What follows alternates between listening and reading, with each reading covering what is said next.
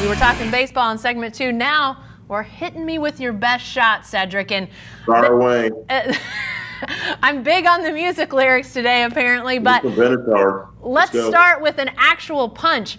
I didn't know that things could get much worse for the Cleveland Browns, but apparently Myles Garrett gets flagged down by a fan who seems to want to take a selfie with the Browns defender and instead takes a swing at the guy. Now, Myles Garrett, it sounds like the punch landed, but it wasn't much of a punch. He basically chastised the fan on Twitter for needing to plant his feet, I think was what he said, to really get something behind it. But man, just when you thought things couldn't be any crazier in the dog pound, they continue to be a mess in Cleveland, Cedric.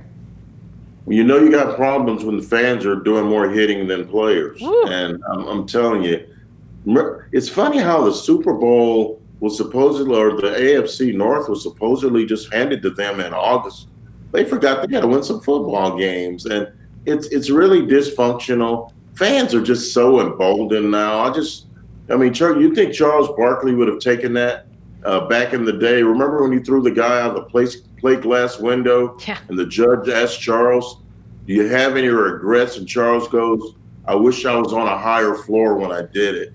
Because I'm telling you, these guys nowadays, these fans think that they are part of the action. And from what I understand, I think an arrest has been made. Or they were on their way to making an arrest last I checked. I hope they put him under the jail. And you know what? I've got the perfect penalty for him. That's something that's gonna really resonate with him and make him never do it again. Jen, you want to know what that is? How about season tickets to the Cleveland Browns? Now that would be a punishment beyond all punishment. The way they're playing, wow! Make him come to every game and just sit through that horror that is the 2019 Cleveland Browns. They're 7-9 waiting to happen, and people were betting them to go 11-5, 12-4. Championships aren't won on paper; they're won on a football field. And the Browns have not gotten it done yet. No, they have not. And yeah, you're right. I mean, it is, man, it's got to be sort of disbelief by a lot of people in Cleveland. I mean, I know that they've been through a lot, and so maybe you just say, well, this is just par for the course. But listen to this. Baker Mayfield ranks 32nd in the NFL in passer rating. 66 is his passer rating, 66.0. How many teams in NFL? 32. I think you know the answer to that. 32. He's completed 50. Just letting the layman know. 56% of his passes, 5 touchdown passes, 11 interceptions. Kyler Murray, the Oklahoma rookie quarterback who's now with the Arizona Cardinals with all sorts of issues on that Cardinals roster. He ranks better. He's got a better, and at the bottom, the biggest thing is he's won more football games right now in this season than Baker Mayfield has. It's not that the Browns, I've said this several times, Cedric, we've talked about the Browns repeatedly. It's not that they can't pull out of the tailspin they're in, but as of yet, they've shown very few signs that they're headed in the right direction. It'd be one thing if they were, sort of trending up and just not winning games, but maybe I'm looking at the wrong stuff, but I have not seen evidence that they're going in the right direction, much like the Dallas Cowboys, which, Cedric, that, as much as it's a surprise that the Browns aren't there, they were just kind of, we were expecting that they were going to be better. The Cowboys, we knew they were going to be great, but, Cedric, they are having struggles too. What is going on in Dallas? Well, first of all, they played 3 horrible teams to start the season. The Giants, the Redskins, and the Dolphins. And now they've taken a step up in competition, and they lost to the Saints, and now they lost to the New York Football winless Jets. Ugh. Was it a 95-yard touchdown pass to Robbie Anderson? Yeah. I mean, are you kidding me? Are you kidding me? And what's happened is the Cowboys they just thought they could show up and beat bad teams. No, not anymore. They've got injuries up front. Amari Cooper, their best wideout, is battling a foot injury. And Jason Garrett doesn't seem to have the answers that are needed to fix this thing. And I think he's on the hot seat now. Jerry Jones didn't extend him in the offseason. And he said on the radio this week look, we're going to sit down after the season and we're going to look at the entire body of work. Operative phrase, after the season. Mm-hmm. The Cowboys going to have to win 1 or 2 games in the playoffs to save Jason Garrett's job. And at this point, they're just trying to get to the playoffs, because as bad as the NFC East appears to be on paper, they're playing down to the competition all of a sudden. You can't lose to the New York Jets if you want to win the division. No. That was an embarrassing loss by the Cowboys. And I think Jason Garrett is probably going to be the sacrificial lamb come season's end.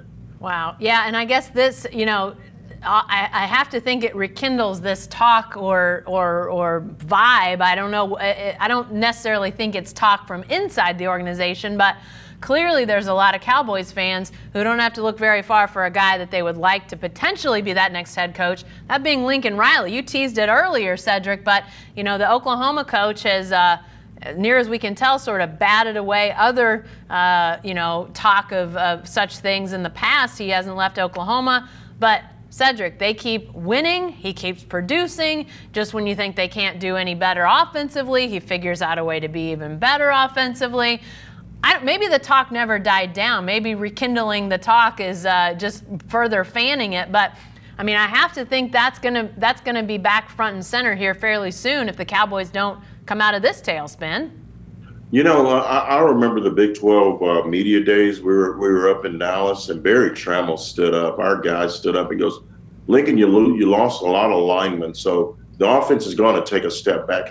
Barry was basically proclaiming it. Yeah. And Lincoln goes, "We're not taking a step back. We're going to do what we've always done. Yeah. We're going to move the ball, and we're going to score, and we're going to win games." He's a hell of a coach. Yeah. He's a hell of a coach. The question he has to ask himself, and he can go be the Cowboys coach if he wants. Jerry will drive a Brinks truck to Norman and drop off $100 million at Lincoln's house. Yeah. He would be the first $10 million a year head coach. And the question he has to ask himself, Jen, do I want to be part of the circus? Do I want to be part of the Jerry show? Yeah. Do I want to deal with all the distractions that come with working for Jerry? You're going to have a spacious office. You're going to have a great salary, but you're going to have to work for the Jones family. And I'm not saying that's a bad thing, but those guys haven't been in a Super Bowl since 1995 or 96. Mm-hmm. It's been a long time. Yeah. And so it's a championship star franchise.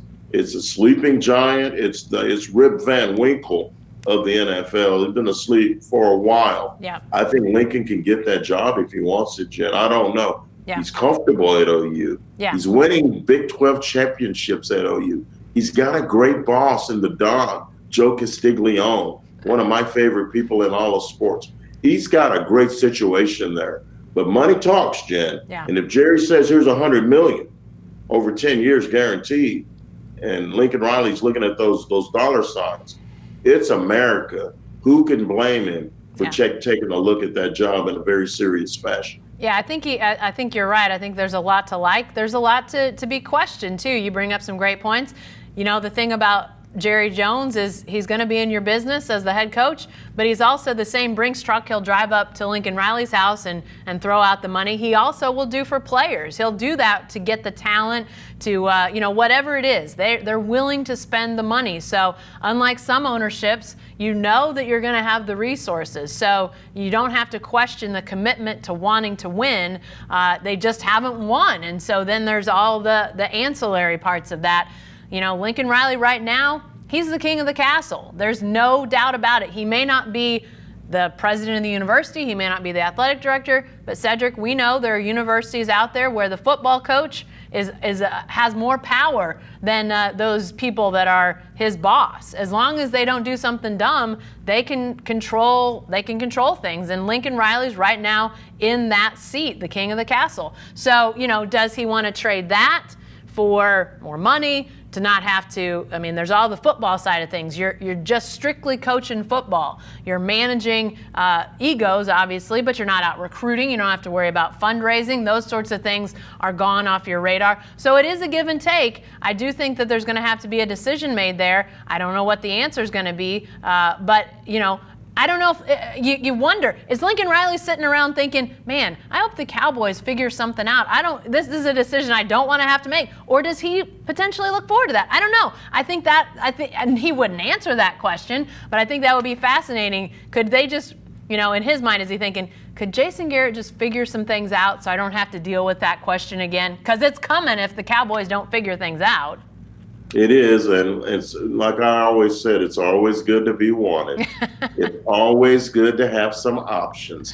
Lincoln Riley is sitting in that fabled catbird seat. Yep. He's the coach of one of the best college programs in America. He's comfortable, he's wealthy, and they want him. Yep. On both sides. I think the best job to have right now is Lincoln Riley's agent. I wouldn't mind being that guy. Or girl, whoever that might be. Call me envious. I'd love to have that gig. Well, in the same way Lincoln Riley's wanted, we want you folks to come back next week. We'll have lots more sports talk. Who knows? Maybe I'll throw out a few more lyrics. You never know what's going to happen here on the Writer's Block. So be sure to come back and see us next week.